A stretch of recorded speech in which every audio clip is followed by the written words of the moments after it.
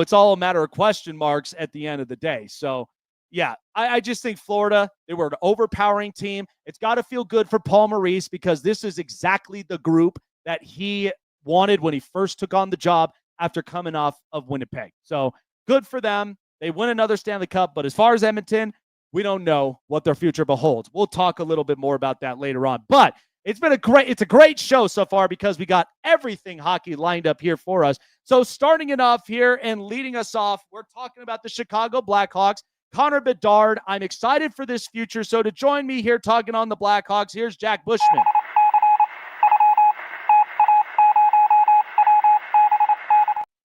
Jack, funny story. I actually had the pleasure of watching Connor Bedard in person here in Colorado at Ball Arena. And I got to say, I mean, the kid's very talented. There's a bright future ahead of them. But knowing Chicago, they have been a very proud, old school organization where you've seen a dynasty where they've won 3 Stanley Cups in the span of the years they did with Kane and Taves. So to see this after what we watched with Florida, is it safe to say Florida's just thriving in hockey right now?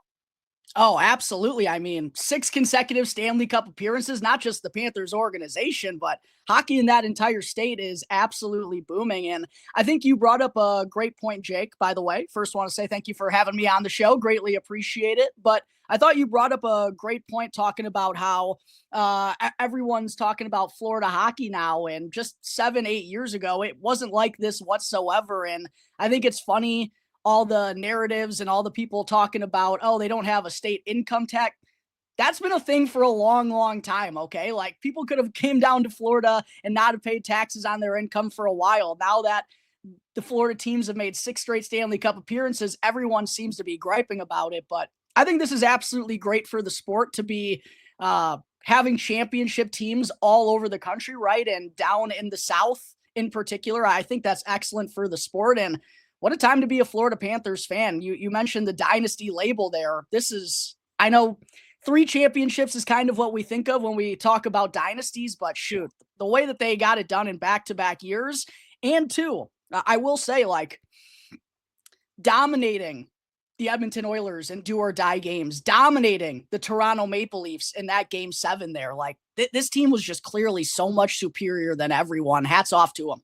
Yeah, absolutely. I mean, when you got powering forces like Matthew Tkachuk, and listen, I will go on the record. I didn't think that relationship with Brad Marchand when they first got him, I thought it was going to be a little weird, but yet it still worked. I was like, I don't know what happened in the middle of it, but somehow something clicked, and it clicked in the right way. So talking about, Chicago, because you've covered this team, and even for some of the other Chicago teams, from the Bulls, the Cubs, so many of them, Chicago's a great place. It's on my bucket list of places to visit, and the thing about it is, what I know that Chicago harps on is they harp so heavily on tradition.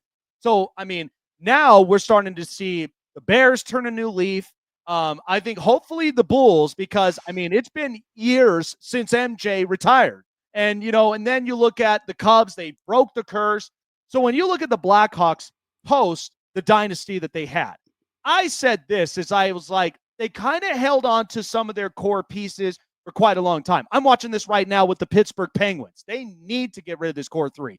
But to me, they got a new they got a new revival the minute that they drafted Connor Bedard, and I think he is fantastic. I mean, watching Connor McDavid and seeing this kid now, something is going to be brewing up and into Chicago. But after what we've seen this past season, we know that draft picks have been a big thing. And we also know development and trying to get the best players around for the growth of Connor Bedard. That's been kind of the plan since day one, right? Yeah, and this feels like an opportunity this summer to really go and achieve that, right? The last couple of seasons with the Blackhawks, they were paying the price of keeping those core members on a little bit too long there and sort of kicking the can down the road, still trying to be competitive. It really cost this team in the developmental factor and not really caring too much about what was going down in their minor league affiliate. It cost them in the long run, and that's why it's been such a slow-moving rebuild these last few years, and certainly has tested a lot of Blackhawks fans' patience, especially when you just outlined the rest of the teams in the city haven't been all that great in some time as well. But it does feel like this offseason, now that they have some of their other young players step onto the scene and they can kind of look around and go, okay, this is what we have. This is what we still need to bring in. It feels like really this is the first summer where they can go and bring in some talent along with Connor Bedard and Frank Nazar and make sure those guys' development goes as smoothly as possible. And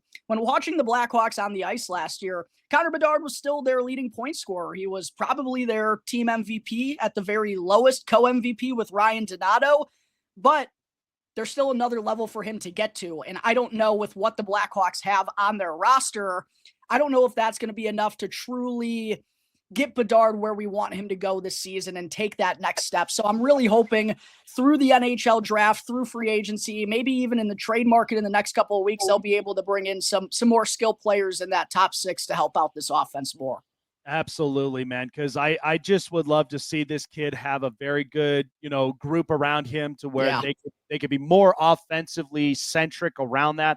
But even at the same time, I mean, I've been watching the goaltenders, but you mentioned about it because now officially, the offseason starts. We've already gotten 2 trades so far. Eric Halla's going to Nashville, and now we got Mason Marchment going to Seattle. So we know the offseason's officially kicked off. So if Chicago had to think of some key addition names, are there anybody that in particular that they are targeting that the Chicago Blackhawks can hopefully land a deal on here this offseason? Yeah, I expect them to be involved in both the free agent and the trade market these next couple of weeks. In the trade market, there have been rumblings in the last couple of days that they'd be interested in Buffalo Sabres forward J.J. Peterka, who potted 60 points last year on a struggling Buffalo Sabres team. The Blackhawks are one of a few teams who have already called up Sabres general manager Kevin Adams and showed some interest. And we've heard rumblings in the past couple of weeks that the Hawks, they want to bring in another young difference maker to that top six. And Peterka, only 23 years old, so would be a guy who could come in and grow with a lot of these young guys and establish good chemistry with one another. So that's definitely a name to keep an eye out for over the next couple of weeks. I know Peterka isn't really like a household name, but a young blossoming player for the Buffalo Sabres. And then the free agent market, Jake, should be real interesting. Mitch Marner is the crown jewel out there. It doesn't sound like the Blackhawks, even though they have a slew of cap space, doesn't sound like they're expected to be in the mix for him. But I would love to see them go and get maybe someone like Nikolai Ehlers from the Winnipeg Jets or Brock Besser from the Vancouver Canucks, 2 guys who, again, are proven offensive players in this league, known point producers that can go and give Connor Bedard that support. I think it's going to take more than just running back Tyler Bertuzzi and Ryan Donato again next year to, again, get Connor Bedard to elevate to that level that we all want to see him at and go out there and thrive, not just kind of survive out there on the ice. So Ehlers, Besser in the free agent market, those are 2 names I'd like to see the Blackhawks be aggressive for, and J.J. Peterka in the trade market as well, Jake. So the New York Islanders are kicking off the NHL draft. And I was very surprised of it, and here's the thing. I talked to many NBA fans when it came to the lottery draft. They're like, how in the world could the Dallas Mavericks get the number 1 overall pick after they just traded Luka? And I was like, listen, I live in Denver. To me, this is not coincidental. When you know the sports industry, this stuff happens for a reason. And so to me, I feel like the draft lotteries at times are like a scratch ticket. Okay. It don't matter the percentage as long as you can honestly get into the close-ups, because if you got somebody up over there that's like 14, 16, 18%, you would think they would have the higher odds to get the number 1 overall pick. But sometimes they end up landing into like the middle of the pack to the top 10. And it's like, man, when are we ever going to get, the best thing coming up out of college? So looking at the NHL draft and what Chicago is having in plan, for this rebuild, for trying to get at least a better group here in the next couple of years, has there been anybody they've been scouting on in part of this, to build up? And do the Blackhawks right now, amongst their minor league build, that could be a name to watch out for coming into the next up-and-coming season? Yeah, so the NHL draft is going to be fascinating because in this year's draft class, there's a pretty clear-cut top 2, Matthew Schaefer, Michael Misa. My jaw would be on the floor if one of those guys fall beyond number 2. It's kind of a similar situation to when the Blackhawks were on the clock in 2019. The top two guys, they're expected to go 1 and 2, and then it's kind of up in the air. The player I've been the highest on for the last couple of months since we found out the Blackhawks were going to be at number 3 is James Higgins.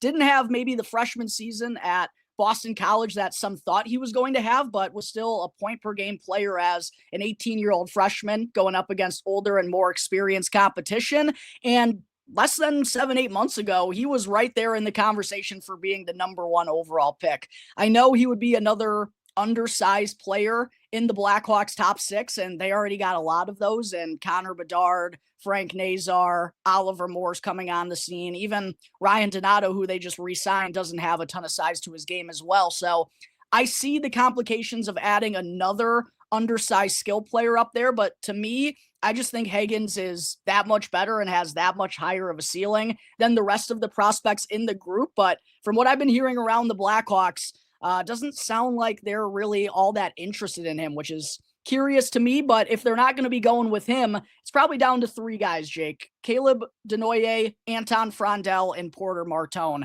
Frondel is currently listed as the favorite on some sports books. I would like to see them go with Porter Martone. If it's not going to be James Higgins, it's a guy who has some size and some skill to go and play along with Connor Bedard. Good goal scoring makeup along with playmaking, and is already well over 200 pounds at 6'3" as an 18-year-old. So those are kind of the 2 guys in the draft that I've kind of had circled for the Blackhawks at number 3. And did you ask as well about some prospects in the minor league system to keep an eye on? Just want to make sure I had that question right. There's a slew of them, Jake, and that's what's fun about this Blackhawks team. Probably not going to win very many games, I'm not going to lie to you, but there's going to be a lot of intriguing young pieces on the scene.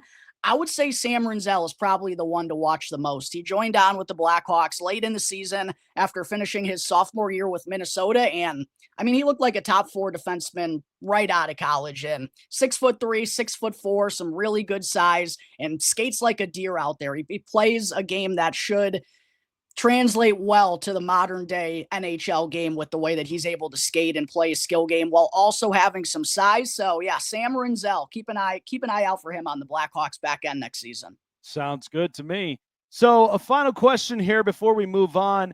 You've had the pleasure of watching this very coach, Joel Quenneville. So now he's going into Anaheim.